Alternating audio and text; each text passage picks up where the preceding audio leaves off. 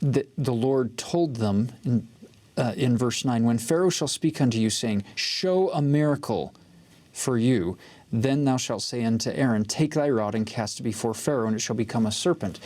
So here's this scenario. You come into Pharaoh with this demand, or maybe at this point it's a simple request, let the people go, and show me a miracle, show me a sign that your God has actually sent you. And so Aaron throws his rod down, and you know this story well, that Pharaoh looks at his magicians and says, that's easy, go ahead guys.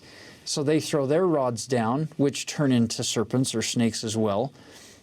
But the next part they didn't expect, which was Aaron's snake consuming their snakes and then picking his rod back up. That leaves kind of an awkward feeling, you would think, in Pharaoh's court as they're looking at each other without their staffs, which, if you think about it, a rod and a staff, what is it used for?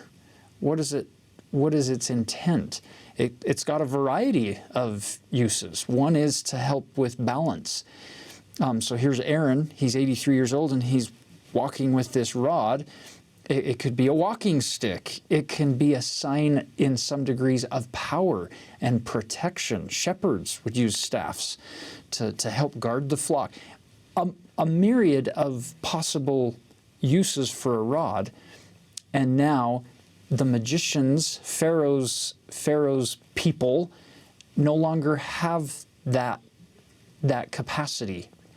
So God is going to systematically cut down all of the things that they've been relying upon in the past. He's going to take all of those away as we start working our way through the plagues. But he begins first with this rod episode. And I think it's fascinating. Yeah, the rod is also a symbol of power and authority. And that power and authority among the Egyptian priests has now been consumed by God. Like they don't have any power and authority anymore. Yeah, the object lesson is pretty poignant. So the first request to let the people go didn't end up with Pharaoh acknowledging that they could go. Verse 13, he hardened Pharaoh's heart, that he hearkened not unto them as the Lord had said. Once again, Joseph Smith changes that to say Pharaoh hardened his own heart.